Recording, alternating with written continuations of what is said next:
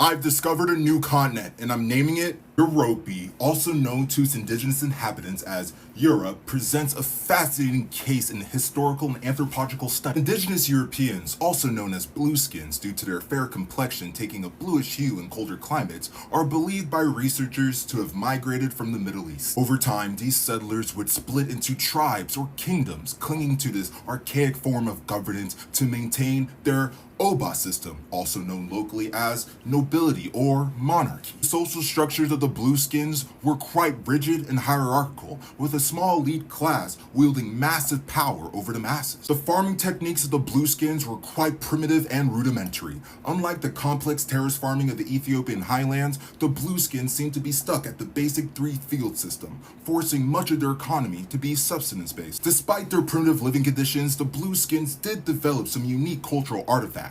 Items such as baguettes and vodka that have become globally recognized originated as basic staples in their diet. Historical records do point out that much of the culinary heritage of the indigenous Europeans seem to have been stolen or outright taken from the advanced cultures of the Middle East and Asia. The indigenous Europeans were quite a violent people. They were constantly fighting with each other, warring tribes, fighting over yellow rocks and silver plate. And like many other barbaric tribes, their lives were ruled by superstition and dogma, by a group of witch doctors calling themselves the Catholic Church, led by a god king known as the Pope. Researchers have found that this Pope would force the local populace into a blood ritual called communion, where they would eat the body of a bearded man, calling it bread, and drink his blood, calling it wine. What savages! But our brave African explorers saw the primitive state in the blueskins and decided it was time for a cultural and technological exchange. So, in honor of this glorious moment, we decided to call the largest island in Europe New Congo.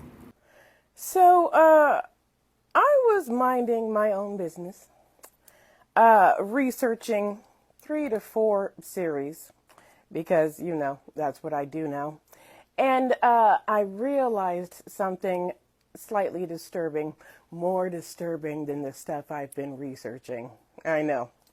And I'm going to ask you this question. Do you know where the term to sell someone down the river, have you heard of it? Do you know what it means? It means to throw somebody under the bus, to betray someone or do something in order to gain advantage for yourself, i.e., she was thrown under the bus or sold down the river by the people who were supposed to protect her. Yeah. I just realized where that term came from. You see, I was randomly reading a dissertation called Black Girlhood and the Birth of Black Woman by Adwa Defi Antwi, and it used the phrase to be sold down the river, and it literally smacked me in the middle of my forehead when I realized where it came from. Now, to make sure that I wasn't crazy, I did some digging to make sure, and I'm not crazy. The saying dates back to the mid-1800s, and what was happening in the mid-1800s? Do you remember? Did somebody say slavery? Because you would be correct. The saying, to be sold down the river, comes from northern enslavers threatening to sell enslaved people down the river to ensure compliant behavior from enslaved people. The enslaved people who were considered difficult would be separated from their families, removed from everyone they'd ever known, and shipped down the Mississippi River to carry out brutally hard labor to work as laborers on cotton plantations in the Deep South. Yes, enslavers from Virginia, Maryland, Delaware, and even New Jersey would send difficult enslaved people down the river when they became too much, when they became what was perceived as too difficult. Journalist Lee Sandiland said, "The threat of being sold down the river was seen as tantamount to a death sentence. These people were usually never seen or heard from again. To be sold down the river was one of the most dreaded prospects of the enslaved population. Not being separated from their families, not being whipped, being sold down the river to the deep South to work on cotton plantations." Sociologist Wilma A. Dunaway has written that the global demand for cotton set off a forced migration of enslaved people, with close to 1 million being transported to the Deep South between 1790 and 1860.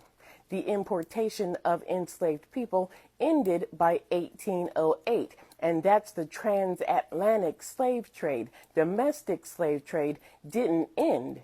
And that means much of the demand for labor was met by selling enslaved people who were born in one of the so-called slave-growing states, such as Kentucky. We talked about this. Maryland and Virginia were two such states called slave-growing states. They forced the breeding of black women and then sold enslaved children down the river. We need all eyes on Sudan now. Almost 9 million people have been displaced from their homes. That is the largest displacement in the world. Over 3 million people in Sudan are expected to die of forced starvation just within the next 3 months. 18 million people are suffering from hunger, and almost 4 million children are suffering from acute malnutrition. Malnutrition is so dangerous to children because it severely compromises their immune system. It makes them more prone and more likely to die from communicable diseases, and they won't be able to get treated because the healthcare system is destroyed.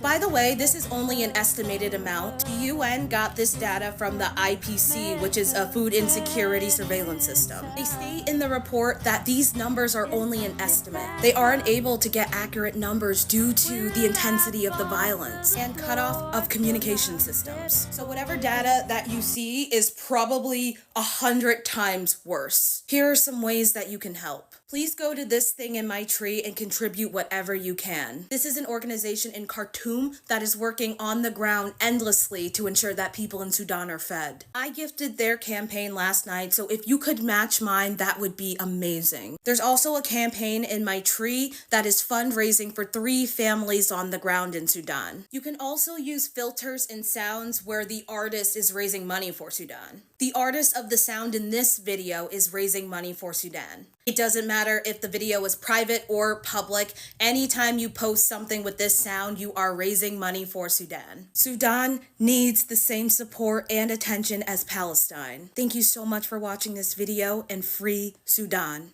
And it's about a boy called Marcus, and Marcus is here, okay? Sorry, Marcus. And I had a crush on Marcus when I was 17. He did not fancy me back, but it's okay. Still friends. It's okay, guys. And I wanted to write a song about how much I loved him as a friend, because he was such a sweet person to me in school when I was having a tough time. And we realised it's 10 years since our friendship began. So shout out to Marcus. And I asked loads of people to send me voice notes saying that they loved people. And by the next day, people were saying that they loved people that they'd lost. And it reminded me how fragile and beautiful this life is. And that one day we will all become pictures and stories and recordings, and you want people to look back at those recordings of you and be like, wow, that person was full of so much love and joy. And I want to tell you all that love is the one thing that has no currency. You can definitely underspend it, but you can't overspend it. And tomorrow is never promised. So I want to encourage every single person in this room, to tell people you love them all the time. I want to say today, I love you all so much. Thank you so much for making my dreams come true. And I have some special guests today. My parents flew from Zimbabwe to come and see this show, and they are out here. Say hi to Melody and Simba.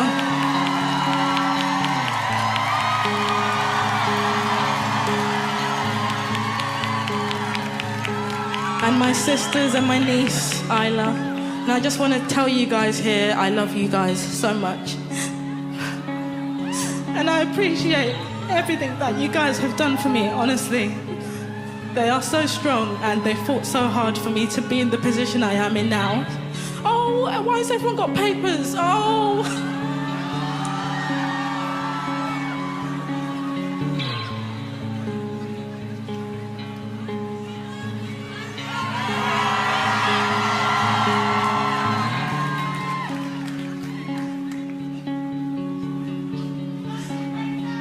Stop it, guys. I've got a set to get through, please. I love you guys so much. This is so lovely. I love you so much. And yeah, just remember, love is the one thing which really keeps us all together in this room. The feeling we have in this room is so important. The energy we carry today is the first and last time we'll ever feel this energy in this room. So remember this experience. I love you all. Tell people you love them all the time, please. Thank you guys so much. This song is called So My Darling, so let's sing it all together. Cause I hope that our memories stay, and just know that whatever you do, I hope you love me too. And my heart beats stuck in a daze of our thoughts, and watching me grow to be you. I hope you love me too. So my darling, so my darling, so my darling. When our hairs are turning grey, won't even remember our younger days. So my darling, so my darling, my baby, my boo. And you are my best friend. You are my best friend. Remember, I always love you.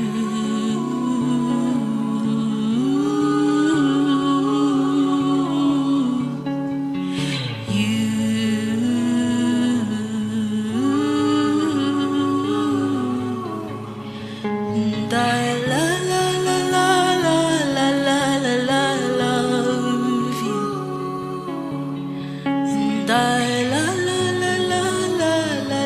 And I love you. Remember the first day we met, it was you talking to Miss, and I came and saved you. Then our friendship just suddenly grew. Started talking and then it all blew. Then we went on our separate ways. Felt really empty and everything changed. We reunited, it felt just the same.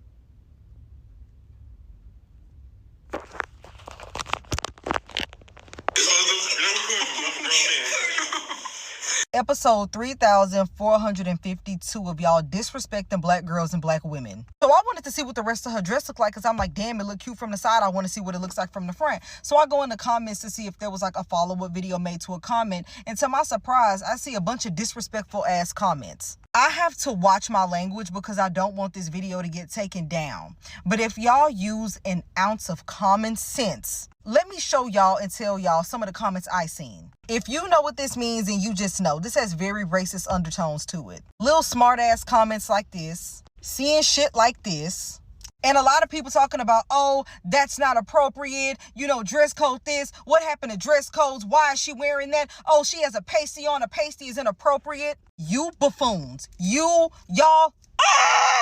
My goodness. Those are sequins. If you look at her dress, you see the studs and the diamonds and all of that. That's what's covering the top. If you look at it from the side, you can clearly tell the sequins go up and they cover her breast. Y'all make me mad. Oh my goodness. If you could not tell that that's what her dress was going to look like, I don't know what to tell you. I don't even need to see the front of the dress to know. And I know some of y'all are going to say, well, what if it's not? That's just your assumption. Actually, I knew what I knew before I seen the front of her dress. And then she posted the front of her dress and I seen it. The diamonds and the sequins are what's covering her front. This is not a new design. This is not anything that just came out of nowhere. It didn't just spawn overnight. Girls have been wearing dresses like this to prom for years. And one last thing, and then I'm going to clock out. Y'all are grown. Y'all are grown. Y'all are adults. I'm talking about you pay taxes. You pay a mortgage. You pay on your car. You got kids. Y'all are grown talking about this little girl. The comment section is full of adults talking about her. Y'all are pathetic. Kai Cenat said African Americans have no culture, and that's not the most interesting thing to me at all. We should really do some research between the pipeline of black men influencers or content creators who are popular and deemed funny, even if they're not comedians, but like at first they start out funny and genuine and everyone loves them because they seem to be a genuine guy, like King Batch or whatever. And then slowly, little by little, they start promoting and perpetuating like stereotypes that are harmful to the black community, like until that becomes their entire personality. Because it would be tragic if people start basically associating Kai Cenat's kind of like content with King Batch's, because no one likes King Batch's content. Going back to the prior statement, however, I can tell you for sure that even though I never went out of my way to see Kai Cenat, whenever I saw him, I never knew that he was Caribbean. I never knew that he was in fact Haitian. His father being Haitian and his mother being from Trinidad.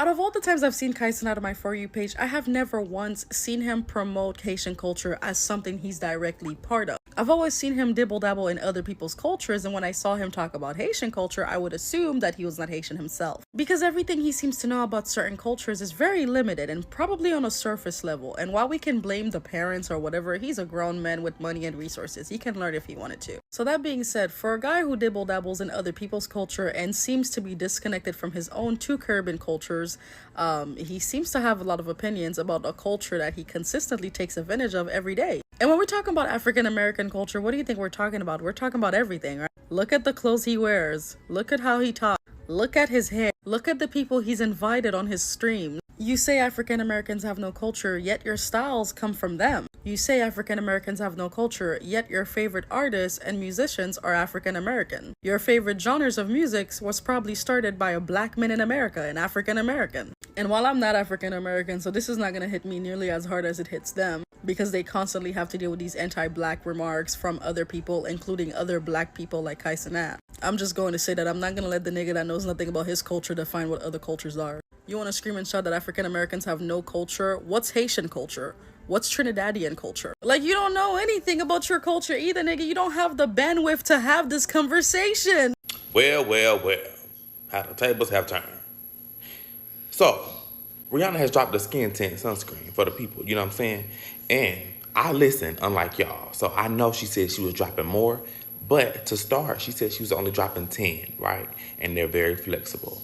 Now, a certain group of people, the same group of people who was defending Youthforia for dropping that black ass shade, we call ourselves black people. Everybody say black people, but what you see brown. I'm not the same color as my mustache. I'm not the same color as my eyebrows, my eyelashes, my goatee. That's black. They dropped a black, like a pitch fucking black, and tried to, maybe y'all need to mix it with something. Maybe y'all need to do this. Like I know people in Africa who's that exact shade. What's the issue? Bitch, be for real. They tried to say Gloria was that shade. Bitch, she put it on, and it didn't match. I really don't want to hear no outrage. I don't want to hear none of that. Because y'all hoes don't even listen, first of all. Did y'all really think Miss Inclusivity was not going to include y'all? Shut up. Like, for real. She the reason why all these other brands are so big on inclusivity now. Because she dropped them 50-11 shades. So I don't want to hear nothing. On the count of 3, everybody going to say, thank you, Rihanna. 1, 2, 3. Thank you, Rihanna. Yeah. And I ain't even done rubbing it in. Shut the fuck up. Caucasian cast, you've been terminated. Disclaimer, I'm not a part of the makeup community, so I understand it's kind of like me bringing up Euphoria was like, what? But I like to take care of my skin. And a lot of people say those things go hand in hand, so I'm going to speak up. I was spending my McDonald's checks on that Fenty. Y'all ain't going to jump Rihanna. I was working at McDonald's. Rihanna was getting my money. I'm sorry. I'm so sorry. Are there ads playing at the end of y'all's TikToks too? I'm not talking about the usual ad every few scrolls. Like a TikTok you're currently watching reaches totality and a random ad starts playing out of fucking nowhere. I caught a fucking picture of it too. It counts down in the corner and everything. I knew I wasn't fucking crazy. Y'all gonna keep pushing it. Keep pushing it. It's gotten to the point to where a good 25% of my experience on all of these apps is just ads. Let me tell y'all something. I will burn these bitches down. Between this ad being shoved up my ass and down my throat every time I open the goddamn Twitter app, every 4 or 5 scrolls, it's just this. Not to mention it's also in the comment sections. It's whoa. Or the 15-second unskippable ads on YouTube slowly turning into a group of ads that you can skip individually over the course of 15 seconds. Or my personal favorite, the 1-minute unskippable ad on anything slowly turning into a minute and 2 seconds, a minute and 4 seconds. I'm about to crash out. Then I saw this the other day. Granted, it could be a joke. It could be a joke. It better be a joke. For the safety of the people in my general area, it better be a joke. I will burn this neighborhood down. Because I see what y'all are doing. Y'all trying to ruin everyone's experience on any app unless they pay for premium. And even then, you still gonna give them ads. My experience is turning out to be 30%, 33% ads. And somebody's gonna pay for that. Elon Musk, I can figure out where you live. Don't play with me. You've never seen piracy like I'm about to do piracy. I mean, I've already been on that type of time anyway, but I'm about to get so much more advanced. Movies, TV shows, video games, wait till I get my Legion Go. Expandable terabyte storage, external terabyte hard drives. I'm about to start collecting your favorite media like Infinity Stones. Capitalism will rule the day it ever tried to price me out of simple pleasures. Wait till I get this VPN. Sonia Massey had paranoid schizophrenia. Now pause. If you heard me say that and thought that I was justifying why she was shot by police, that's ableism. If you heard that and you said to yourself, well, you know, I can see why the cop was so frightened, that's ableism. When the cops first reported to her family that she had died, they first said it was due to suicide. Now I want you to put those two things together. Sonia Massey had paranoid schizophrenia, and the cops involved in killing her told her family that she had committed suicide. 30 to 50% of people killed by police have a disability or a mental illness. In many cases, they call the police for help. Sonia Massey thought that there was somebody in her home and called the police for help. And they killed her and then said she died by suicide. And had that body camera footage not come out, which I would never watch, and don't encourage anybody else to watch, but had it not come out, the consensus among the public would be that this bad thing just happened to Sonia Massey because she was depressed and suicidal and had mental illness. That regardless of mental illness or not, the cop had the right to defend himself because of mental illness. Systemic ableism tells the public that bad things simply happen to disabled people. And that symptomatic or no, or whatever situation that disabled or mentally ill people are in, that violence is always justified to quell or restrain any sort of harm they may cause. Regardless of her diagnosis, she felt threatened in her home, which is why she called the police. And they executed her for fun. In order to be African American or Afro anything, you must first be African. And although it comes first in our identity and name, it usually comes last in our politics and our practice. I'm always reminded when we talk about Congo or Sudan that we don't know what the fuck the word genocide means. A genocide is not just people losing their lives. It's the erasure of an entire culture and a way of knowing.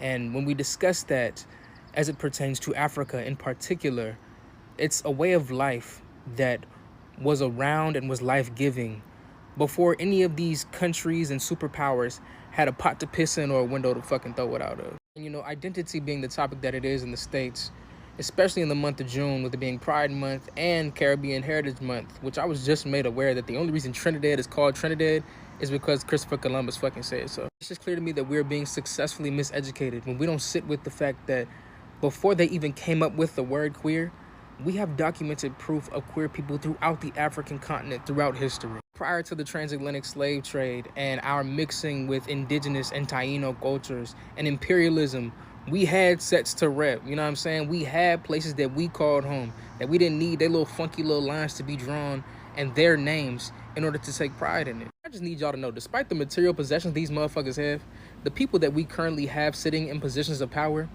are the equivalent of toddlers trying to handle a sports car on a back road in a motherfucking blizzard. To be wealthy is to be in alignment with nature, and they are being rejected full stop, you know what I'm saying, at every turn, and we see that manifested in climate change.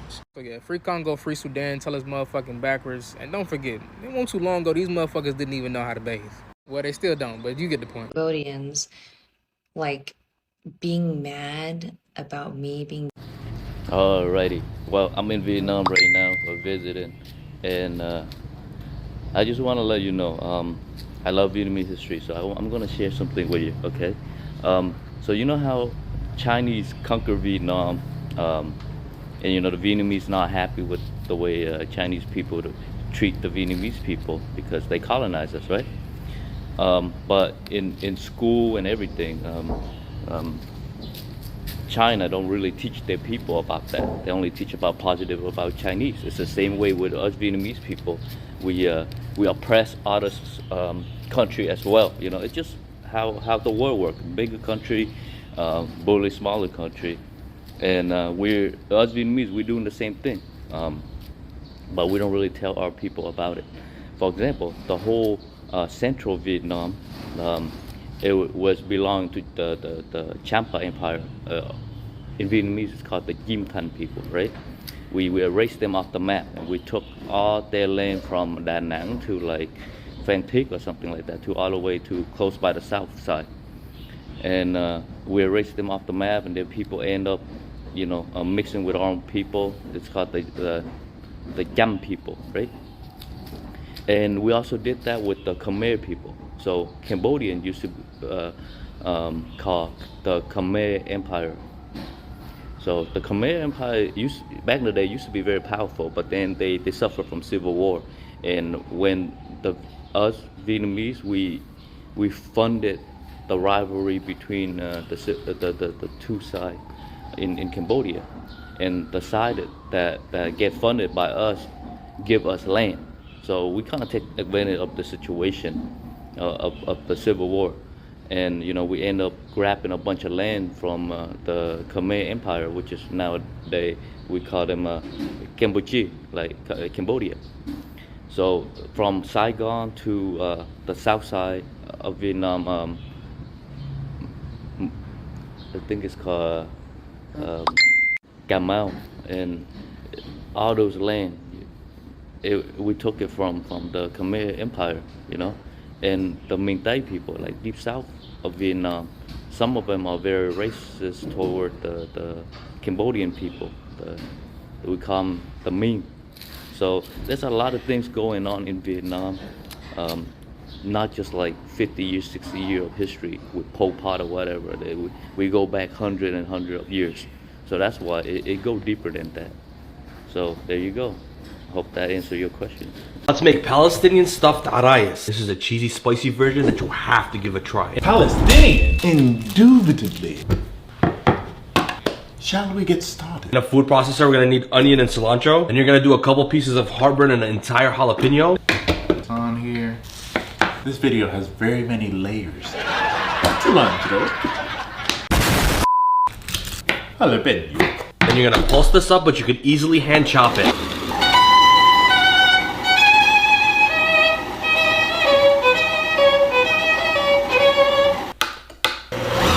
Check this boy out. Transfer that into a bowl and hit it with some hot pepper paste. Hot pepper paste. Not looking bad. Hit it with the mix of Middle Eastern herbs and spices.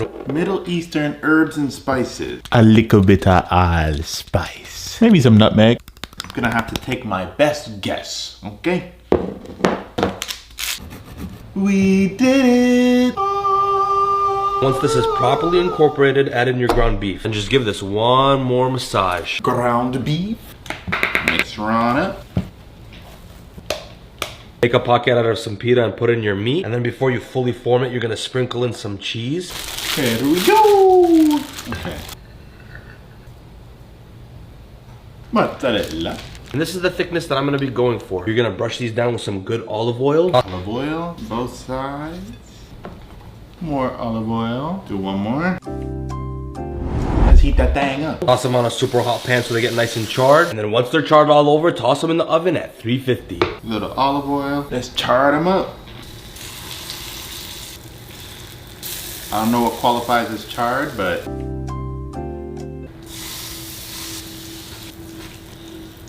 To the oven we go.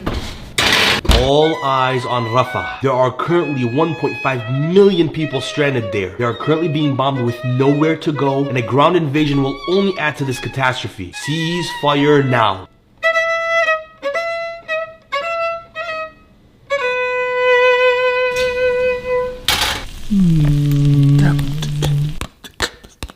It's late, so I can't be too loud. The moment of truth.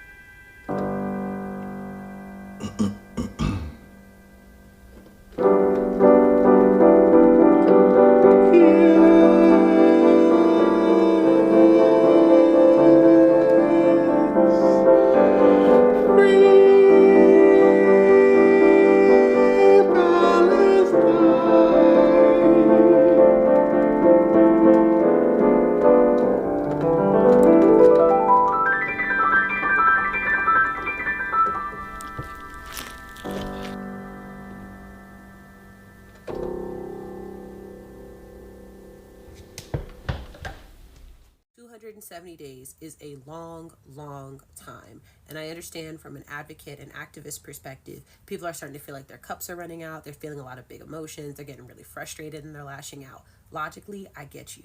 But as activists and advocates and people in general who just care, we're starting to get real caught up in a lot of silly stuff. We're starting to really censor ourselves. We're starting to get a lot of little petty fights and end it. We're losing the plot. We need to go pick it back up. It might be hard to give our attention and our focus and our time and money and energies to something for over 270 days, but it is significantly harder to be trapped in the horrors that have been taking place in Palestine and in Gaza for the last 270 days. Like, I've seen people arguing over the pronunciation of Gaza, if they're going to pronounce it the more like Americanized Gaza way, or if they're going to pronounce it the Arabic way, which is closer to like Gaza. I'm working on it, please. And while language matters and pronunciation obviously matters, arguing about it, not the time, not the place, not the priority. We're having full-on meltdowns over the videos and comments that are like, oh, you need to help my family, you're not a good person if you don't help my family, blah, blah, blah, blah, blah. I get that that can be really frustrating and guilt-inducing and make you feel bad about yourself, which can make you lash out. But remember, not the plot. What they're doing is doing anything possible to get y'all's attention, to pull on your heartstrings, and to try to get the help that they need by any means necessary. It is not a place where we need to get so wound up in ourselves or caught up in ourselves or so butthurt that we need to lash out against them or send other people to lash out against them or whatever it is. As famine and starvation is imminent, as hospitals are being told to evacuate once again, as the brutality gets worse and worse, and there are fewer and fewer people to report on it, this stuff in between each other or this beef with actual Palestinians, just pack it up. Just pack it up. It has been brought to my attention that y'all are not purchasing my blankets, which is odd because y'all always purchase my blankets. So maybe there's some confusion. Maybe you don't know that the blankets you see me making as we have our lessons are available for purchase. They are. There is a link in my bio. There's a Linktree link. It will take you to my Etsy page. And on my Etsy page, there is a plethora, half a plethora of blankets available for purchase. Yes. And look at all the pretty blankets. Look at that. And there are more coming because I'm making 2 in my room. I've got this one here and one in my office. Because I just keep making blankets. It's winter. That's what I do. So, yeah, buy some blankets, please. Mainly because I need to eat. Yeah, and pay a bill or two. Yeah. Also, they're taking up room in my living room. So, there's that. Please and thank you. Yeah, I don't know how to make advertisements. This is the best I can do.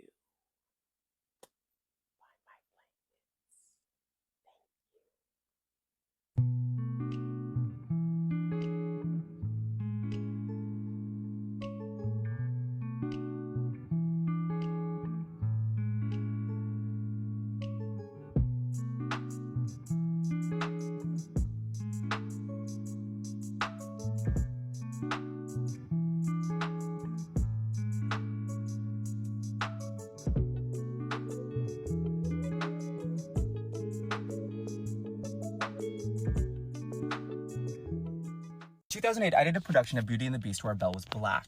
It was a regional production, and they were flying in our Belle from New York because she was a Broadway actress. So beautiful, so talented, all very exciting.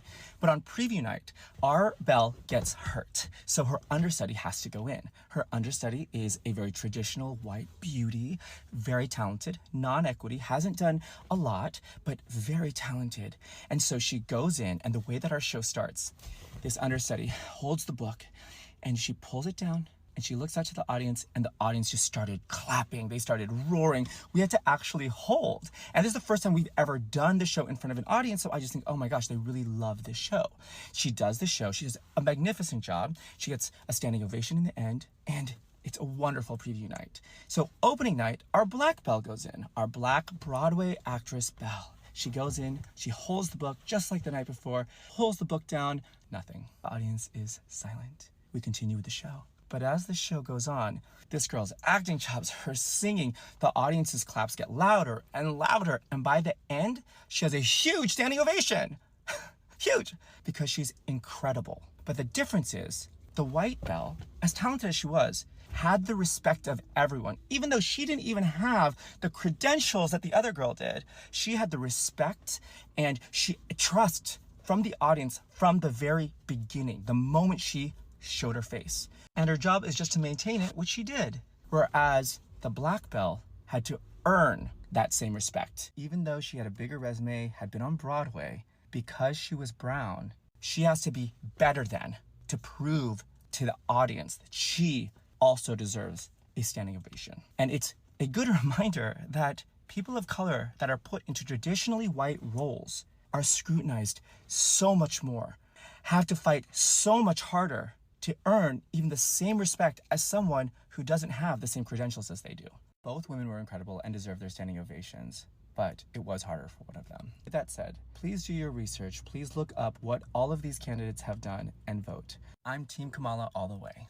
Actually, this. How are your kids are going to be an asset to me if I was dating you? I would never date a man that ever asked me no craziness like that. If you never met a man that would essay a child, you just did. An asset is a resource with economical value that a person or an organization has control and power over. So he's asking her, how will I have control and power over your child, over your kids? Do you understand how mentally predatory you have to be to ask this question?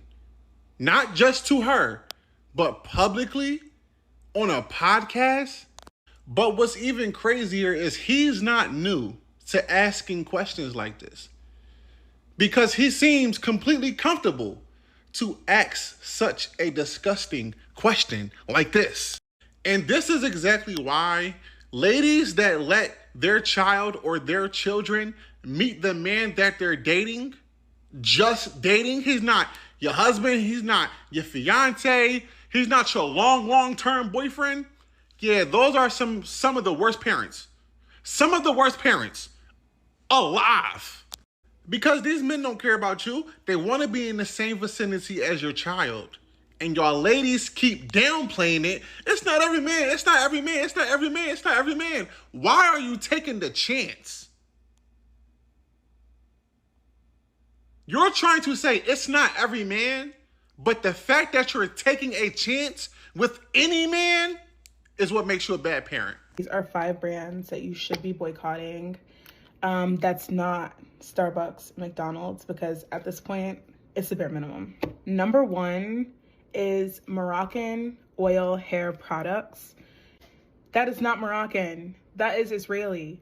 They went to Morocco and stole argan trees and are creating this hybrid argan oil in occupied Palestine. I highly recommend that you boycott it and actually go get real Moroccan argan oil that's produced in Morocco. Argan oil is like indigenous to Morocco, and there are a lot of like really fantastic cooperatives that produce argan oil, and make sure it says product of Morocco, and that way you'll know. Number 2 hurts, really does hurt, because I probably ate here once a week. It's now a national phenomenon. And that is Kava. Kava has a CEO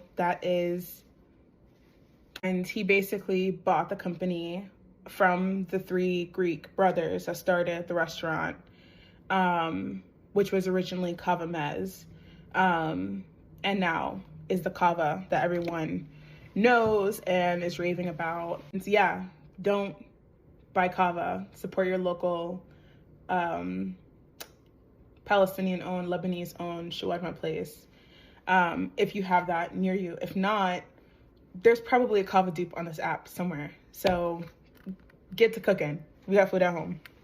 The next one is very local to the DMV, but Tate, wherever the hell it is, whatever it's called, please stop going there. I see all of y'all in the cafe doing da-da-da.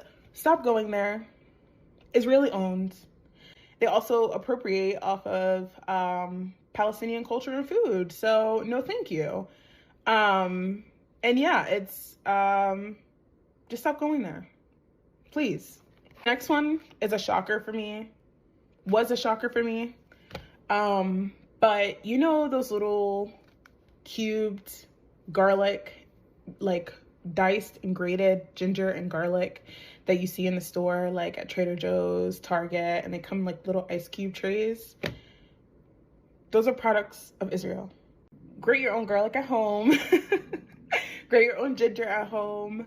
Buy it in bulk, grate it and freeze it. I don't really, there's 1,000 other ways to get your garlic and ginger, but that isn't it. Stop buying it. The last one grinds my gears to a level that I cannot describe, and it is Waze. Stop using Waze. It is an app that was developed and isn't real. It is also an app that state police use to get you caught in those traps. When you see, oh, police reported ahead, a lot of the times the police are putting themselves there and they're putting traps on the app. So it further causes state surveillance, if you see where I'm getting at. Stop using the app. Please stop using the app.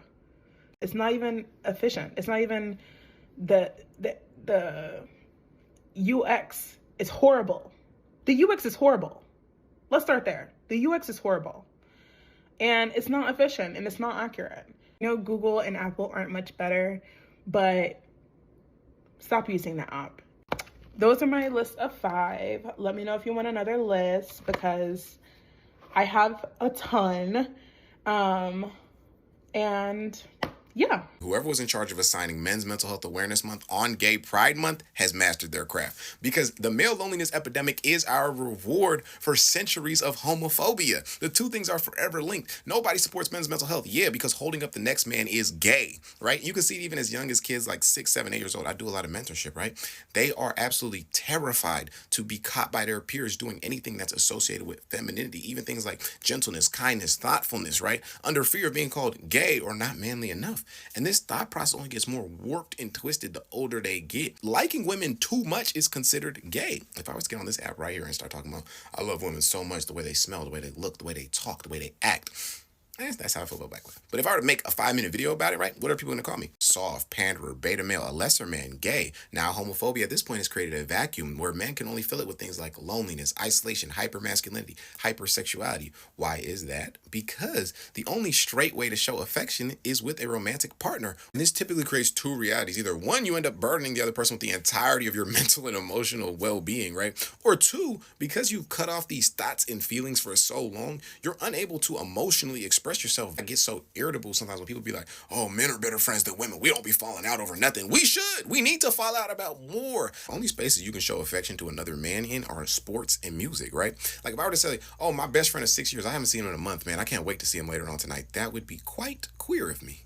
But But if I were to say, oh, I can't wait to see Gunna in concert later on tonight, that's totally socially acceptable. Like, I used to be a college athlete, and one of my friends is a wide receiver at UCLA, and we walking around campus one day, and people are coming up just, oh my gosh, bro, you went crazy last night, da-da-da, you so da-da-da. And it's an audience primarily of men showing love and affection because it's within the context of sports, and that's socially acceptable. As soon as that context is removed, so is the love and affection, right? And I think that's why so many people turn into absolute burnouts as soon as their sporting careers are over. Going from experiencing camaraderie, affection, kindness every single day between your teammates and your general community to just zero in day-to-day life is jarring, bro. The average man can name an obscure compliment they received platonically 3 years ago because it's so rare that they receive one. You've ever just been outside with a woman, you know their reality is completely different. They're constantly being showered with compliments and giving them, right? I love your hair, I love your glasses, I love your eyes, I love your smile, right? And I think sometimes this can create a twinge of jealousy that you see a lot, especially on the internet, right? Where people feel like, oh, women's lives are so much easier. No, the biggest difference is that as a straight man, it's not enough to just be straight. You have to prove you're straight every single day. That is not natural. And I'm not here to smut nobody or be like, men are trash, because I understand most of us are doing our best. We just trapped in a system that wasn't founded by us. But at any given time, you can really walk out that cage, bro. There are no locks. There are no guards. You know what I'm saying? There's no shackles. And I'm just giving free game that was given to me. But free guy, Just another reality check for those of you who support Congo. Yeah? Supporting Congo doesn't mean that there's a new piece of technology released and you wait for somebody else to buy it so that you can buy it secondhand off of them. That is not what that fucking means. It means that from the point that you gain consciousness of this thing and that you give a fuck about this thing, you will strive in every capacity to not buy any new technology so that these companies that are making these orders for the amount of resources that they need, they will start ordering less and there will be less demand because we don't need it. And when there is less demand, there is less supply. We all have to accept that we have what we need. You don't need a fucking VR headset from Apple.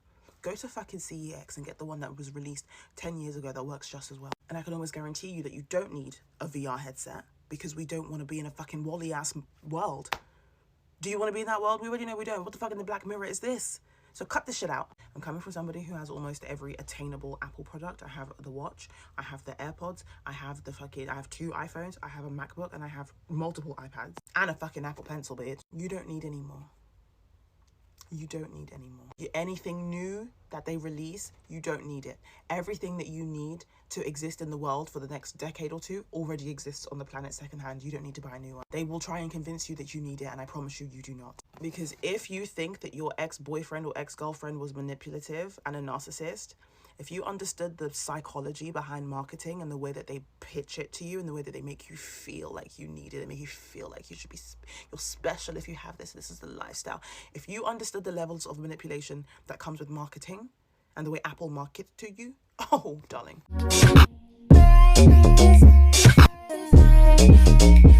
What's up, you guys? It's Victoria Monet here, and I've got the incredible Medina Basquiat. Hey! She's a choreographer of the Vogue Hand performance section of the All Right Music video. We see you guys killing this challenge online, and we just want to teach you the details, so let's go. Okay, we start with the right leg on the front. We're gonna go a little splash, 5, 6, 7, 8, ka. So make sure when you go down, it's a little bounce. So the whole choreography, it mixed with control, release, and being sexy. Okay, so you cut, but you kind of release here. We go down, up. I'm engaging my core. Roll your wrist in, release out, bring it in, ka. Very soft. From here, we're gonna move to the right, our hip going to the left, chest going to the right. We switch positioning, switching the hands. Cross to the center, body weight in the center. Bring your chest up, bring yourself up a little bit too, and rock. Ka. Squeeze your cha-chas. Exactly. So we are on the left hip. We're gonna go to the right hip, roll in, to the left hip, ka. So see this part. Each move has to, if you stop there, you have to see the picture. So let's try to bring your knee inside a little more. From here we go in, we go tap, tap, tap, tap, tap, tap, and picture. Exactly. From here, we're gonna cross and switch the weight. Your right leg gonna go to the front, right? While we're switching the hands as well. Cross, bring yourself up, switch the weight. We're gonna go left and right and center. Roll your wrist out, look to the right. We bring in, clap, ka. go right. Left, right, blow, flip, T, T, T, and ka, 1. Great job. Thank you guys so much for watching, and shout out to you for learning something new today. And if you're not new to this, shout out to you for wanting to improve your skills. See you later. Bye-bye. If you want to know how you can help my country, Congo, watch this video, and I'm going to give you 2 very practical solutions that each and every single one of you guys watching this video can do. You don't have to donate your money. You don't have to do big campaigns and go out in the streets walking if you don't want to. Stop sponsoring big tech companies. What I mean by that is when this latest iPhone is being released, don't go buy it. Rather go buy refurbished old iPhones. Why? Same thing with Samsung, same thing with all the MacBooks, the iPads, etc., all the technological products, because the mineral used to create these products are what they are stealing from my country. It's the reason why we are being killed and enslaved for over 20 years. It's called coltan, and that mineral is solely found in Congo, and that's why they are killing us. Number 2, if you use the sound that I've used in this video and you just record even a 5-second video and you post it on your TikTok, the revenue that the artist that created this song is going to receive, she is sending it directly to orphanages in Congo that are helping kids that are being left without parents due to the killing. Every single person watching this video can help. Every single person watching this video can do the things that I've told you, because you don't need to buy the latest iPhone. And I'm a very realistic person. I can never come on here and tell you guys burn your tablets, throw them out. No, because as I'm talking to you guys right now, I'm recording this video on my iPhone 8 Plus, which is the phone that I've used for years now. So you can make small changes. You don't have to constantly be upgraded with the latest iPhone. You don't have to constantly be upgraded with the latest MacBook or the latest iPad, etc. By sponsoring these companies, that's how my people are still being killed 20 years later. Ain't mess with these clubs till I pull up on you. I stood up on your story, something I never do. You was looking too good for me not to see it through. Now your body's on mine, and boy, I like how you move. You got me all up in my head now. I'm trying so hard just to keep my cool. Another shot to bring the stress down. You might make me wanna break all my rules. I'm really feeling you tonight. Yeah, you know how to have a good time, baby. Before I let you in, I know that that's what's on my mind. Baby, what's your sign? Baby, what's your sign? Don't know if I'm your type. So baby, what's your sign? Baby, what's your sign? I'm really feeling you tonight. Yeah, you know how to have a good time, baby. Before I let you in, I know that that's what's on my mind. Baby, what's your sign? I ain't tryna be that bitch. I don't wanna mess up this, but I really need to know if you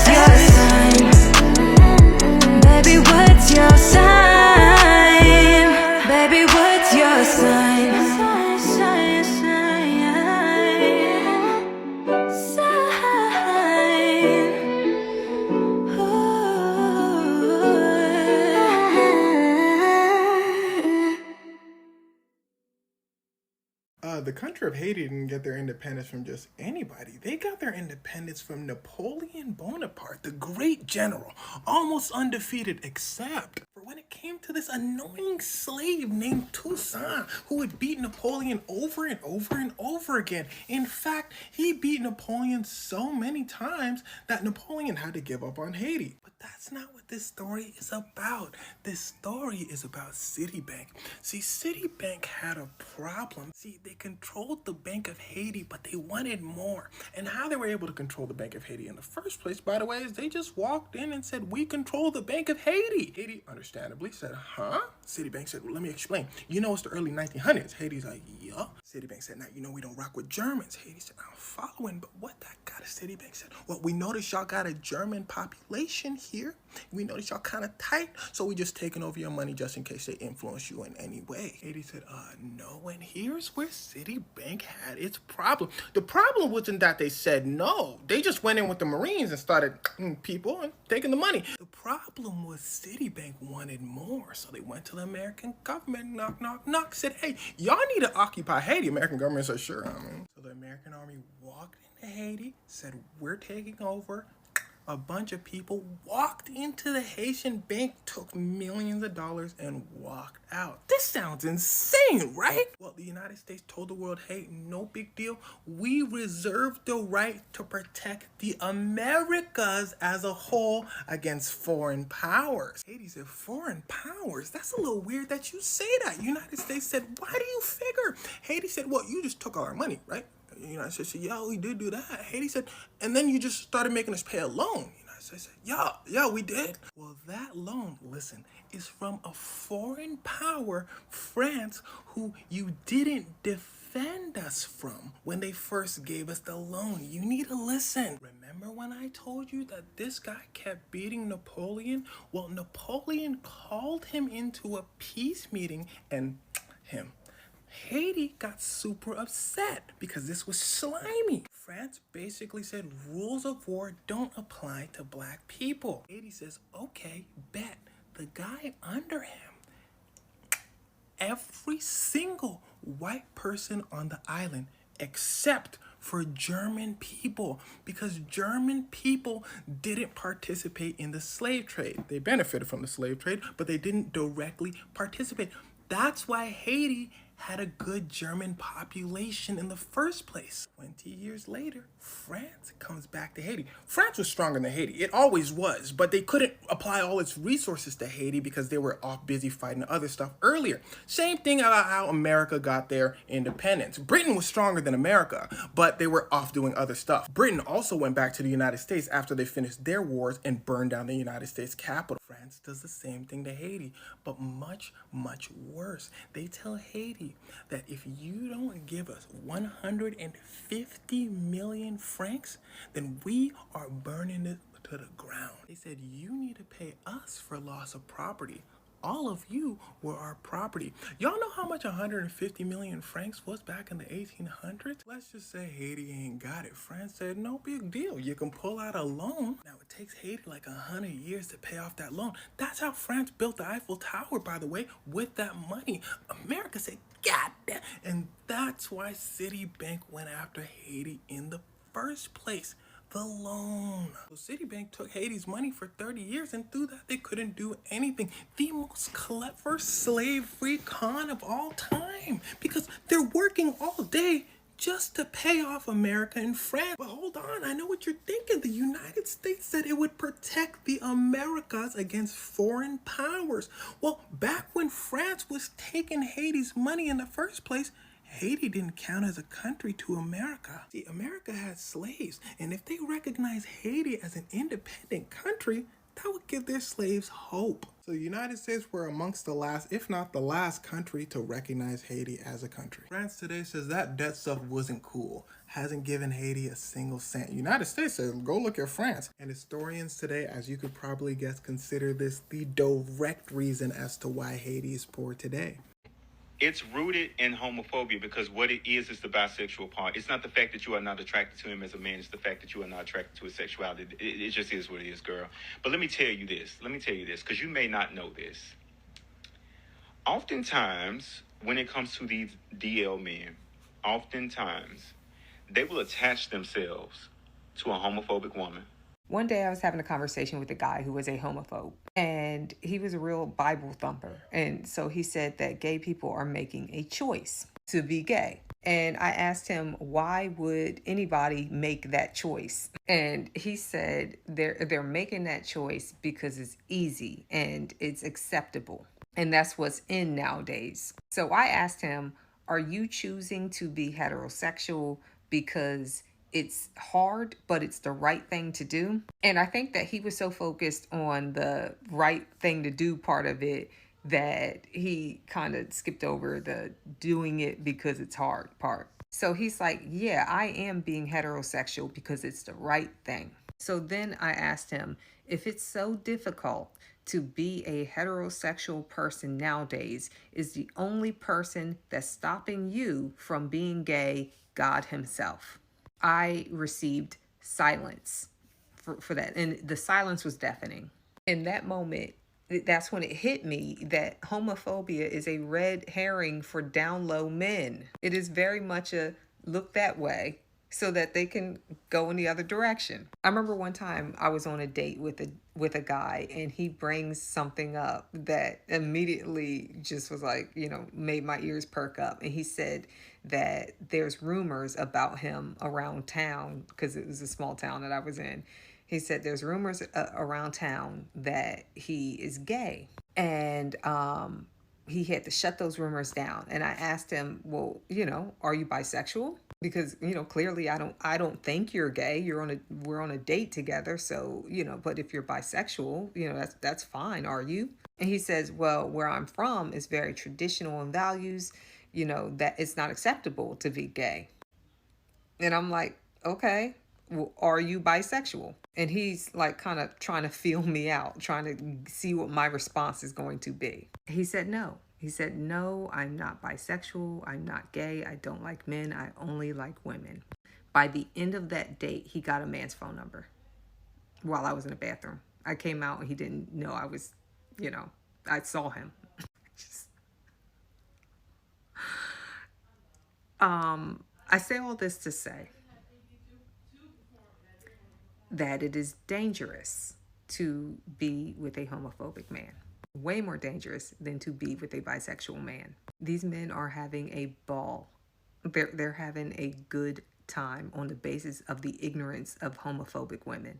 And you would be better off being with someone who is honest with you about their sexuality than someone who will lie to your face and use the alibi of their homophobia as a distraction away from what they're really doing and how they really feel. Homophobia is very often a case of the lady doth protest too much, methinks. And homophobic women are the easiest to be played because y'all will never see it coming. Homophobic women are the best beards. That just playing on your stupidity. It's great. You know how many men's clubs these guys can join, and just they're playing in your face.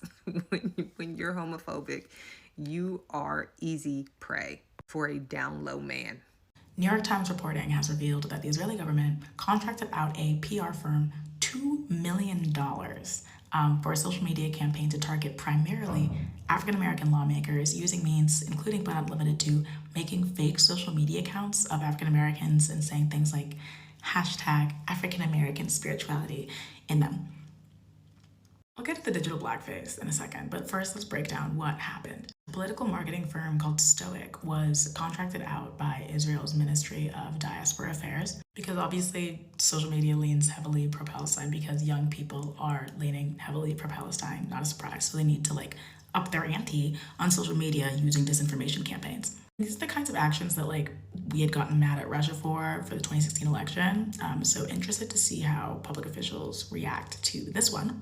In any case, this company generated hundreds of social media accounts on platforms like X to pose as Americans when they're obviously just their own digital creation. And they made it so that these accounts interacted with their lawmakers, obviously not with their lawmakers because this is the Israeli government. And the majority of the lawmakers, legitimately 90% of them that got tweets from these accounts were Black lawmakers. 85% were Democrat, 90 were Black.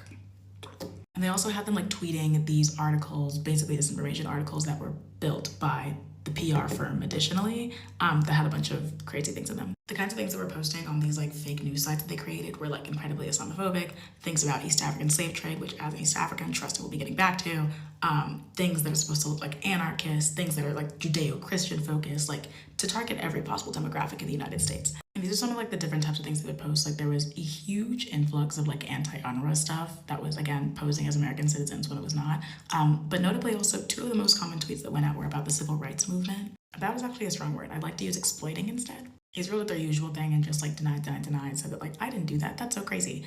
Whereas X did not respond for comment. Rishi Torres did not respond to comment. Raphael Warnock did not respond to comment. Hakeem Jeffries did not respond to comment. And other like involved parties. Stoic also did not respond to comment, but instead they had this thing on their LinkedIn page saying that like the power of AI and political movements is so crazy because of XYZ, because they use ChatGPT for the tweets. And now the LinkedIn post is gone. Now, A, none of us should be surprised by this. B, I know that at least if you're a Black person, like there is no surprise surrounding the fact that they're using digital blackface so extensively, considering like since the beginning of this, there's just been so many moves to try and recruit Black people to the Zionist cause. It's the same strategy that group chat of billionaires that were trying to shut down the Columbia protests were using. Like one of the texts that was sent in that like revealed group chat was talking about how they need to recruit more like African-American celebrities to their cause, in part because historically Black solidarity has been a bit of a litmus test for several movements, but then also tangentially, the obsession and exploitation of Black suffering to whatever nefarious end. Oh my God. Why we are still commodified and used as a prop for political gain in the year of our Lord 2024 is so unbelievably beyond me. Like the Zionists who were saying, what about Congo, what about Sudan, when they obviously do not care about the crux of those issues and how coloniality is at the crux of the issues in the first place, which is the same issue that we're fighting against right now. Same thing with the East African slave trade stuff, because they obviously just want to like squander any efforts towards Pan-African unity, Pan-African solidarity, not actually work towards reparations for any of the slave trades that happened, and then also at the same time totally ignore Israel's role in supporting authoritarian African governments, as well as funding armed groups in multiple areas like South Sudan, Ethiopia historically, etc.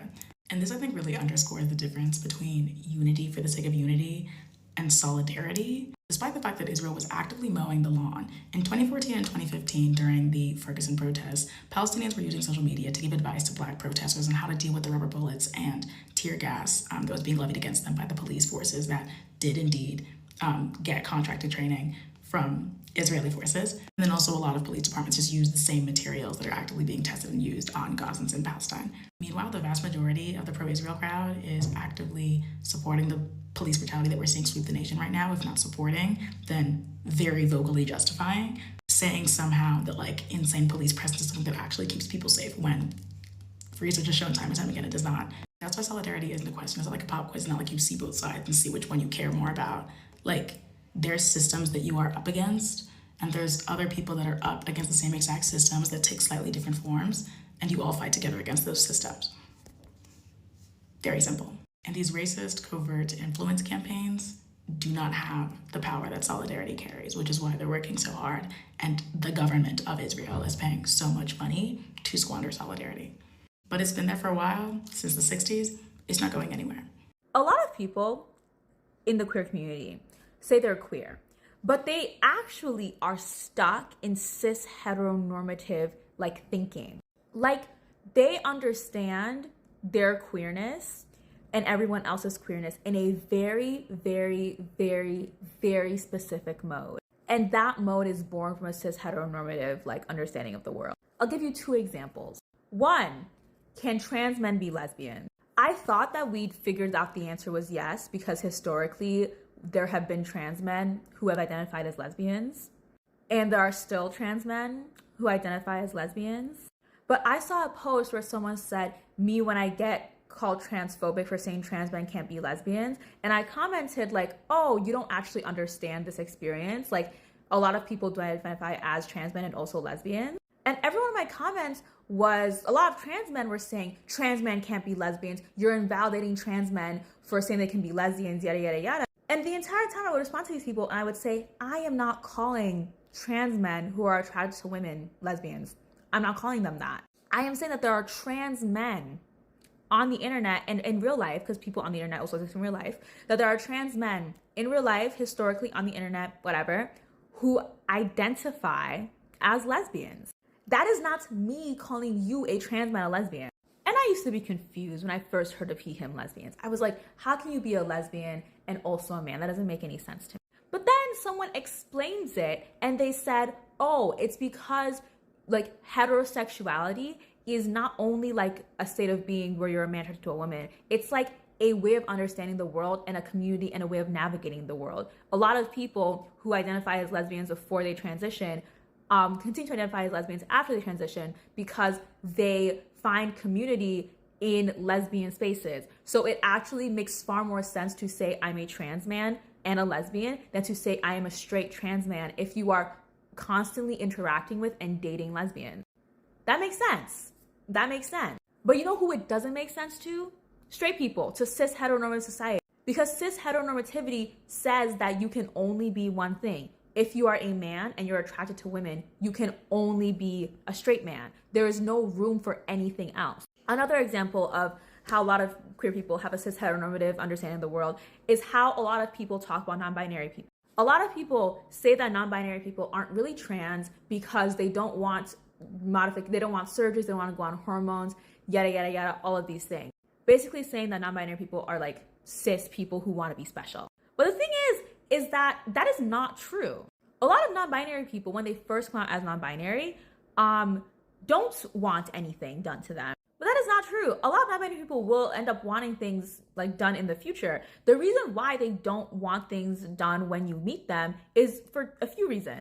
One, a lot of them are pretty young. When you're young and you're used to your body looking a very specific sort of way, you don't really have a great desire to change that when you don't know what is possible. Like, it's a pretty classic tale of someone who is non-binary, who like has breasts, doesn't want to get their breasts removed when they first come out as non-binary, doesn't want to go on testosterone, yada, any of these things. They just want to be respected as being non-binary. And then over time, they end up realizing, oh, I want top surgery, I want to go on hormones. And that doesn't happen because they feel pressure, because they want to like be special. That happens because when you are thinking of yourself as non-binary for the first time in your life, you start to realize that there are things that you took as a given that don't need to be a given.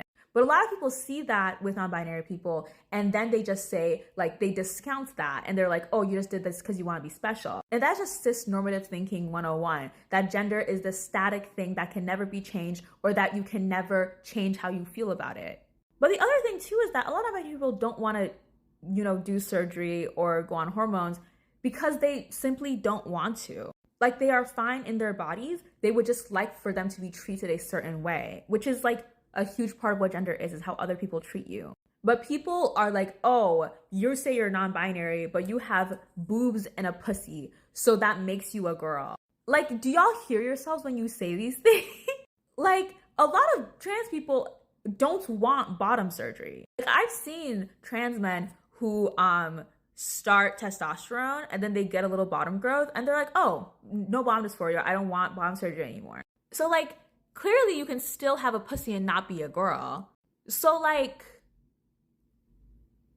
but y'all think in a very cis heteronormative way. You don't have a queer understanding of the world, a queer outlook. And it's really difficult to have a queer outlook because you have to learn a lot to have a queer outlook. Like, I talk to my friends about people I see on TikTok who make all these big declarative blanket statements with no nuance about queer experiences.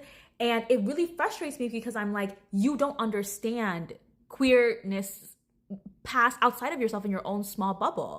That's because similar to how a lot of women are like, I'm a feminist because I'm a woman, yada, yada, yada, and everything women do is feminist, there's this understanding in the queer community that everything you do is like inherently queer in its outlook because you are a queer person. Not the case. Queerness is an ideology. It is an understanding of the world. And if you don't learn that, and if you don't put yourself in that context, you will just parrot cis heteronormative things, but you will use your identity to validate that and say it's not cis heteronormative. Like saying trans men can't be lesbian. You say that because of how you understand your trans identity. But that is not how everyone else does, and that's not even how everyone else has before you. I could make a convincing argument that it is more recent to say trans men can't be lesbians than to say that trans men can be lesbians. But I'm not gonna do that because it doesn't even matter if people identified as trans men and lesbians historically. Honestly, it doesn't matter. What matters is that people identify that way now. And that is incredibly queer. Anyway, that's my post. I have a link in my bio and then also in the description for people who you can donate to in, you know where. I don't want to say because I can't tell if people are blocking, if TikTok is blocking my videos over it. But yeah, please donate to those people.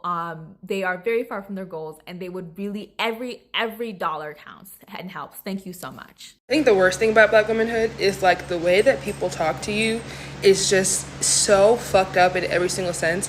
And then they'll get in your face and be like, that is not true. You are not based in disrespect. I know that crying on the internet is cringe, but I'm just like reaching like a threshold of like becoming so tired with the way that I have to move through this world. Because like I feel like there's no other demographic that gets treated like this in such like mass numbers by so many people. It's like a special ire and vitriol that they reserve specifically for Black women, especially for Black women that are right, or Black women that are articulate or correct, or Black women that like to like, you know, use their fucking brains, which like literally all of us. Like I've been talked to in the most like insane, batshit, bizarre ass ways. White women have been so racist to me. Black men have been so misogynistic and so hateful. White men, a combination of the both of them. It makes me fucking crazy. Everyone talks to me like I'm a fucking moron. Like, and it is so frustrating because like I don't know, maybe it's just because I'm prideful and that's why this is feeling so like fucking frustrating, but I just am like, why is it that I have to prove myself to every single, or like people are asking me to prove myself to them in every single capacity before they like talk to me like I'm a regular fucking human being. And they'll apologize to every single person around you. They will do absolutely nothing to like correct the wrongs that they've done. They will do absolutely nothing to like Yuval's apology to Madiswan was so fucking, it was him being like, I'm really sorry, and then him doubling down. Like, that's always how they act. They're not apologizing to you ever. They're apologizing to people around you so that they can like, you know, maintain a sense of like respectability. And I just been like, how am I supposed to want to be in community with you fuck ass people when this is how you talk to me and people like me? So I know I'm not the only one because I saw the way that Yuval was talking to Madison. Like I saw the way that people were talking about Madison. And like obviously like I've already said, like me and her are gonna be friends after like going forward because of this. But I just am like, why does it take like seeing in real time a white man sick his audience on a Black woman for people to like actually understand that like the things that they do and the things that they say and how they treat us are just always going to be like so disproportionate to anything that we're ever saying. They're always treating us with like such an insane amount of, like I said, it's like an ire and a vitriol that I swear to God no one else gets. I saw a man going through a literal manic episode on Instagram, a boy I go to school with, but he was like having it was a misogynistic manic episode, mind you. And he was telling me I was pretentious for telling him that he was sucking his own dick on his own timeline. He has since deleted his Instagram account. He's taken accountability, but he hid his story from me, so I couldn't even see it. Someone sent it to me. But like, he would never apologize for talking to me like that. I actually, on Friends Only, I'm gonna post screenshots of how he was fucking talking to me because it was so fucking crazy. There was a man in the comment section the other day, actually like last month, who was like, yeah, Black women are all about intersectionality and sort of talking about Black men. What the fuck are you talking about? What are we talking about? You don't read, and you're trying to talk to me about topics you don't even know anything about, and it makes me so fucking frustrated. I've had white girls say that I use words that are too big because, like, and I'm just using them to try to, like, you know, make myself sound smarter, try to tear down someone's character. Sorry that I read books, you dumb fucking bitch. It's like, as a Black girl, the only time anyone ever listens to you or respects you is when you're in their fucking face, like threatened, like, and then like your physical presence can be felt because they're always scared of Black people, or they're always, you know, in some kind of way treating you like you're some kind of fucking monster. Or if it's a man of color, you know what they're doing? They're trying to silence you and like talk over you and pretend like anything that you're saying doesn't make any fucking sense because they would rather fucking die than actually accept that you might have something of value to say. And if it's not that, they're trying to literally like force you into submission. Like, we're going through the world's fucking slowest apocalypse and you still have time to be a misogynist or to be anti-Black or to be anti-Black woman. Like, that is so ridiculous to me. Y'all remember a couple of weeks ago how Sudanese people were literally screaming to get our attention because 800,000 people were about to be massacred in El Fashir. There were attacks in El Fashir today, May 10th, 2024. I don't know if this is the RSF's version of a soft launch, of an ethnic cleansing, of a massacre that we've been trying to bring awareness to, but it started. I will say that the SAF, the Sudanese army, was actually able to fend off the RSF, but that's still not a win. These hoes, the SAF was like, okay, we did good today. We fended them hoes off. Let's go out to eat. Let's go get me a fat ass cookie. Let's go get a pat on the back. No, you not that girl. The Sudanese army is not protecting the people, is not helping the people, is not allowing humanitarian aid, and they're doing just as bad as the RSF. The Sudanese people literally spend every hour of their day being petrified because they don't know what the fuck is gonna happen next, and nobody is paying attention. It's still being ignored. It's not silence. There is literally drone footage of Sudan being attacked by drones. Amongst the many things that I'm about to bring up about Twitter, I literally seen video footage of RSF soldiers eating organs out of a disemboweled body. These RSF hoes are ridiculous. I seen video footage of one of the soldiers hugging organs pulled out of a mutilated body. I seen pictures and videos of said soldiers eating, chewing, and smiling at the fact that they had these organs pulled out of a disemboweled body in their mouth. Why is nobody talking about that? We love to say silent genocide this, silent atrocity that. No, it's ignored. They're also experiencing internet and communication blackout. May 9th, the RSF literally went into an innocent Sudanese man's home and killed him just because they wanted to steal from him. For the love that you guys have for whatever creator that you believe in, whatever benevolent force that drives you to do whatever you do every single day, bring awareness to Sudan. My homeboy look good, and I say, boy, you look good, boy. No, don't say it like that. Oh, that's my brother. It is something wrong with that. It is something wrong with that. Like, It's you a lot. serious? It's a problem telling another man on cameras in front of people can see. Yo, man, you look fresh. Ain't no wrong Fresh, with that. that's a good word. That's cool. Fresh. Can't use trigger words, man. Like good. Like good. You say trauma words, right? I said trigger words. Trigger words. So that mean that, are you traumatized by men telling you you look good? I didn't never thought that it was a bad thing to say, Scrap, you look good. If I look at you sometimes, I'll be like, but dog, look good. No, bro. He gave you a word. Fresh. Dog, look fresh. Fly. If I say fresh, that's your outfit look fresh, but you as an individual. Immediately after I saw that video, I came across this tweet that says, once they hit adulthood, men rarely get positive reinforcement. So if you see a random man wearing a shirt that you like, tell him you like his shirt. If a friend is having a rough time, give him a hug. Those small moments of positive reinforcement will carry men great distances. They will never forget it. In a nutshell, it's not necessarily that men don't receive enough positive reinforcement. It's that within the confines of masculinity as we know it, a lot of men are uncomfortable expressing positive reinforcement to other men, and a lot of men in general are uncomfortable receiving positive reinforcement, especially from another man. He's saying, I want to acknowledge you as the individual that you look good. And he's saying, no, address my appearance, what I have on. Say what I have on is fresh. And he's saying it's a problem to do this in front of other people. So we have one man who is stepping outside of the confines of masculinity. We have another man who feels comfortable within the confines of masculinity. And we have a third man who's saying, hey, you can step outside of the box, just do it in private. And going back to this picture right here, if I can't express positive reinforcement within my friends group, within my homeboys, within my brothers, right? How can I show men overall, men on the street, men who aren't in my lives, that they are loved and appreciated if I can't even do that to my homeboys? Now, of course, the issue here is obviously homophobia. We will not get to a place where we feel comfortable, safely, and confidently reassuring each other, supporting each other as men, unless we let go of that homophobia. You're more worried about looking gay or feeling gay, and your homeboy needs support. Your homeboy needs positive reinforcement, but you can't give him that because you're worried about how it's going to be perceived around other people, or even to your homeboy. Now, it is very valid to have certain words that you don't prefer to hear, or maybe there are some words that make you feel more reassured than other words, but unpack the reasons why you think it's uncomfortable for a man to tell you you look good. I have a white family member who's gay, transphobic, and racist. How you can be all three of those things at once, I don't know. I do know this because I've experienced it. There's a lot of white gay men that use their proximity to being the most privileged social identity in order to other themselves from the queer community, and then you turn into this out, married, gay man forgetting that you couldn't be any of those things without black and trans people before you. There's also a lot of white gay men whose proximity to their identity as a minority gives them the impression that they are equally as oppressed as everyone else.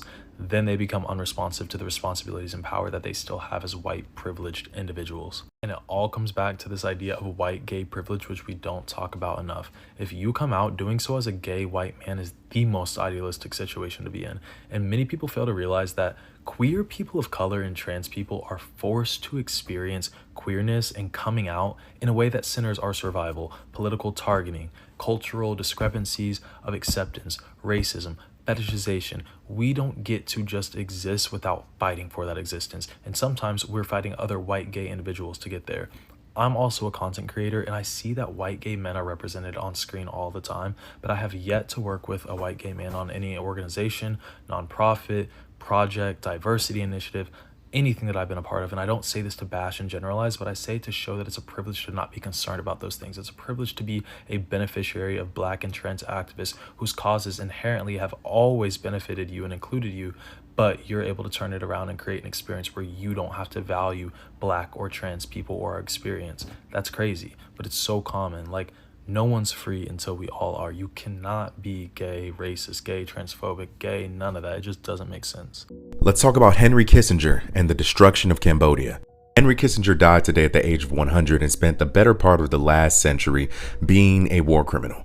Because of the calls that he made during the Vietnam War, Cambodia went from prosperous, independent nation, war-torn, destabilized, and the place witnessing a genocide. Cambodia would gain its independence from the French peacefully in 1953 and would attempt to remain neutral during the Vietnam War in the 1960s. Northern and southern part of Vietnam were fighting, with the United States taking the side of the South Vietnamese. The United States wanted to disrupt North Vietnamese communication and military practices among the Ho Chi Minh Trail. The Ho Chi Minh Trail cut across the eastern side of Cambodia. Henry Kissinger wanted to disrupt these operations and came up with Operation Menu. Operation Menu was an illegal, secret bombing campaign developed by Henry Kissinger to bomb Cambodia.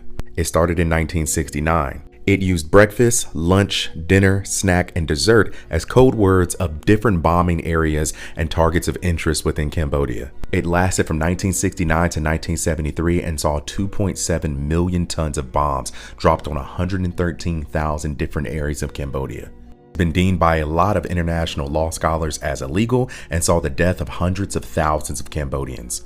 Kissinger saw the end of communism as a means to completely indiscriminately bomb Cambodia.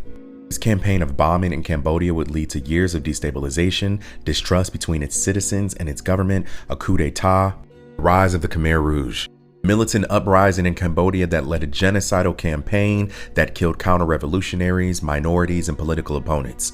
This genocidal campaign saw between 1 and 3 million Cambodians dead.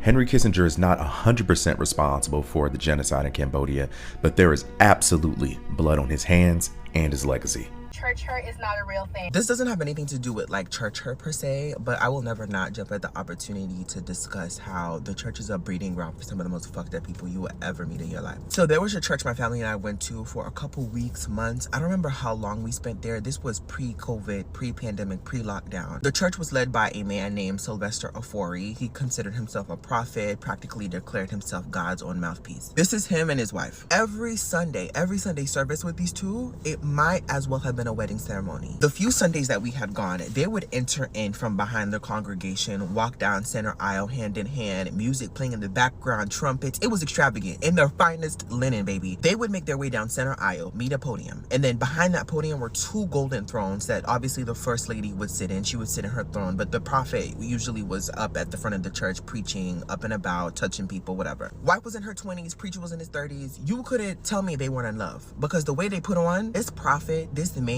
is somebody who laid hands on every single member of my family, spoke into our lives, prayed over my mom, did the whole thing with the oil, cross on the head. Anyways, we ended up leaving the church because it was too far of a commute from where we lived at. It was just a lot. I want to say about 2-3 years later, September 8th, 2020, I remember this date till this day. This man followed his wife to her job, accosted her, and as she was trying to re-enter the building, shot her at point blank range, then stood over her body and shot additional rounds into her head. All because she was trying to leave him. She was trying to get a divorce. I don't know the full story till this day. I just know that she was trying to leave him. That same week when news broke out that he had murdered her, I did end up seeing videos on Facebook of her brother getting into like a fight with him of some sort, like he was trying to intervene on her behalf. Leading up to when the husband murdered her, he was making suggestive posts on Facebook, kind of alluding that he was gonna exact some sort of revenge. One thing I will never forget is going to that church's Facebook page, opening the comment section. This is after news broke out. And it was people in the comment section talking about stuff. Oh, you made a mistake, but this is going to be a part of your testimony. I can't wait to see what you do when you get out of jail. I can't wait to see how God uses you. How does one reconcile that? How do you not see that kind of violence and abuse apologia play out and it not fracture your relationship with an institution such as Christianity? Because that's when I woke up. That's when I realized something is wrong and people are deeply conditioned, specifically people within the church. Yeah, I can't personally, but I did touch on this in a recent YouTube video, and I talk about it more in depth. So if you want to check that out, link is in bio. I have low-key been disengaged from reality for a bit, and I haven't been posting anything in about 2, maybe 3 weeks because, well, depression is real, yeah. And when you add regular depression with seasonal depression, well, you've got a hot mess on your hands. Yeah. Especially when you get snow at the end of March. So, I mean, you expect it when you live in Minnesota, but still, it doesn't make you happy. No. At the same time, I have been discovering myself through the research I've been doing on the experiences of Black women in the United States of America, and it's been low-key traumatizing. Yeah. I mean, seeing the evidence of misogynoir in my life is one thing, but seeing the impacts of stereotypes that were created during slavery is another. I mean, slavery ended in 1865, and it's now 2024. What's that? 159 years? And y'all keep telling me to get over it because it was so long ago. So since it was so long ago, I shouldn't still be, like, feeling the impact from it, right? Because it was so long ago?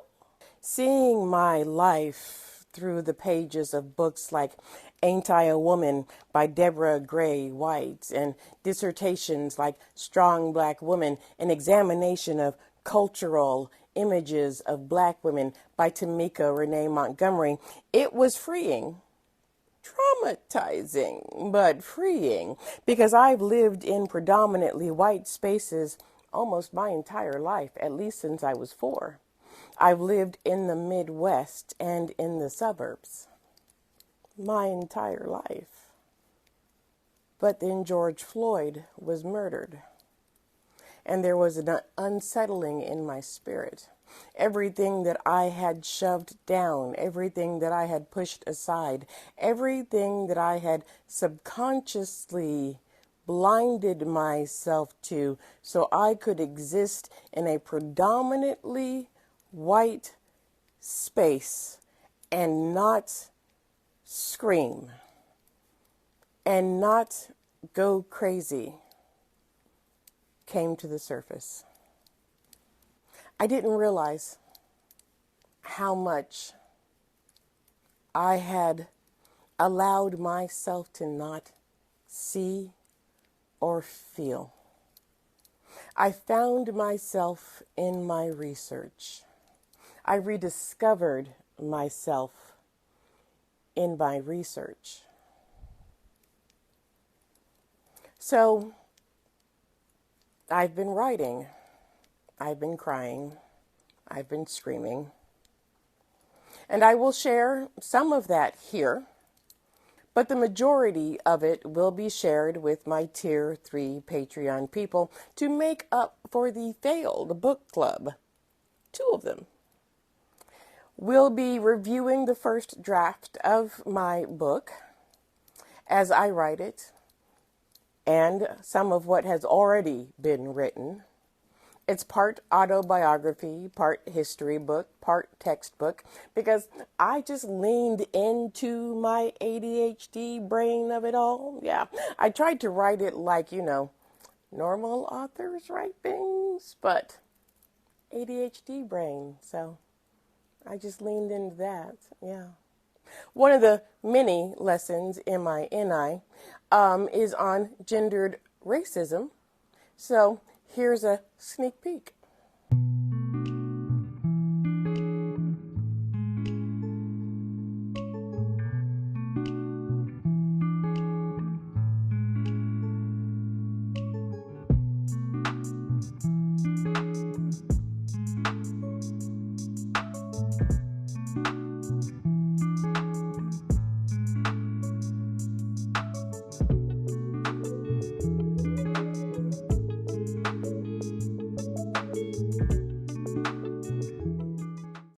We need to have a serious conversation. This is going to trigger some people. I know naturally people will want to deflect and project instead of introspect. But I hope you listen with open ears because you care about marginalized voices as much as you claim to. Being pro-Palestine isn't enough. It never has been, it never will be. If your activism isn't intersectional, it's not productive. A lot of Black activists and advocates are recognizing that when thousands, millions of people are advocating for Palestine, they are not advocating for other causes. For starters, Macklemore is performing in the UAE, which directly contributes to the Sudanese G-side. For people to push past that and be like, well, he's raising money for Palestine, no. He is exploiting an oppressed group for his own gain without educating himself to not harm another. And if you have to disenfranchise one marginalized demographic to support another, you are not the advocate you claim to be. Along with that, the most targeted Palestinians are going to be the Jewish ones, the Black ones, the disabled ones, the mothers, the children, etc. Palestine is a racial issue. It's a gender issue. It's a climate issue. It's a COVID issue. Without acknowledging these things and these other issues going on, you're not helping the Palestinians. It's not just about a ceasefire. It's about ending an occupation and breaking down a world that allowed for it to ever occur. So when Black activists come online and say they no longer want to talk about Palestine because no one's talking about Sudan, Yemen, Tigray, Haiti, Congo, know that's why. A lot of Black activists understand the intersectionality, and so we spread ourselves thin trying to advocate for multiple causes, but we can't do it alone. So if you truly support a free Palestine, educate yourself on Sudan, educate yourself on Congo, educate yourself on COVID, educate yourself on the Black femicide happening in the United States of America. Just let your advocacy continue for any and all causes that might need you.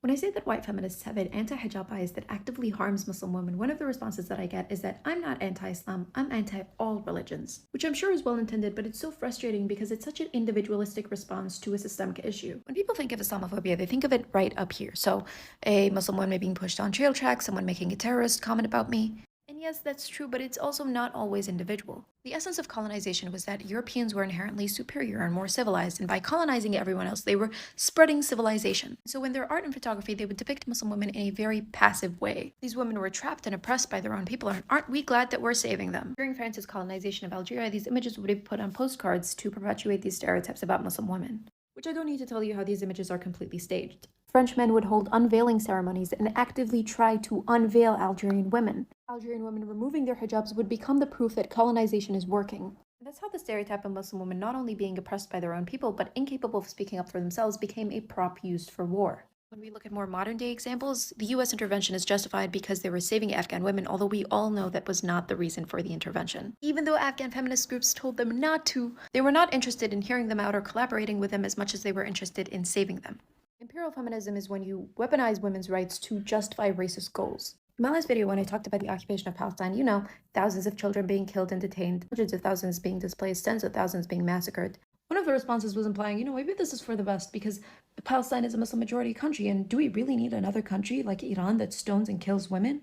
Do you now see how the violence against Iranian women, the very thing that they are fighting against, becomes the tool to perpetuate violence against Palestinian women? The liberation of Muslim women becomes the very thing that fuels violence against them. It's also the way that Muslim countries are talked about. Like, you don't see Christian countries being talked about this way. Imagine if I talked about politics in Zimbabwe and Ukraine as, like, interchangeable. You'd be like, something's off, right? When it comes to Muslim countries, they're stripped from any historical, social, and political background and reduced to just Muslim country. Anti-hijab rhetoric has become the backbone of colonialism, imperialism, anti-immigration laws. This is what imperial feminism is, and this is what Muslim women are fighting against. Trust me, this is not about your religious beliefs, nor do I think that being critical of Islamic values is inherently Islamophobic. Please fight that urge to make it individualistic. Well, I don't say that. Well, I don't do that. Well, my religious beliefs are...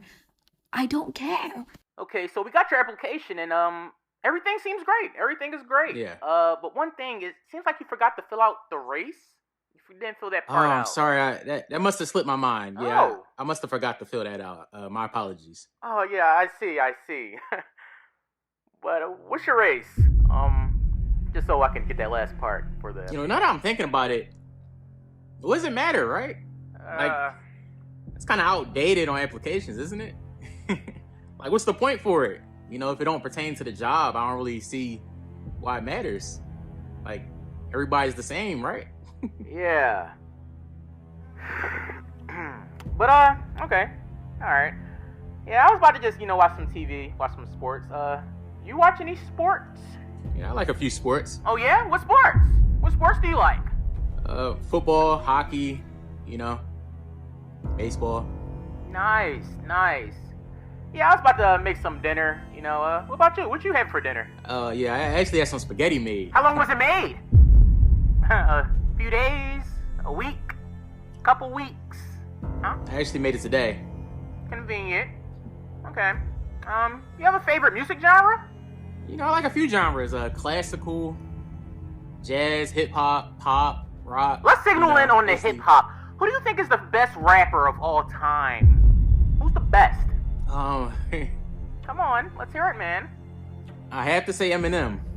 Oh, really? You sure you don't want to choose, Biggie or Tupac? What about them? Nope. Has to be Eminem. I just think he's best rapper overall. Okay. Well, I guess I'm not going to use up any more of your time.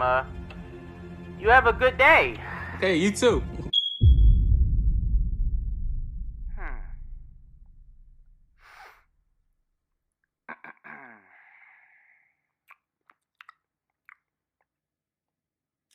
Listen, I can explain. It's going to be a no for us. I'm sorry.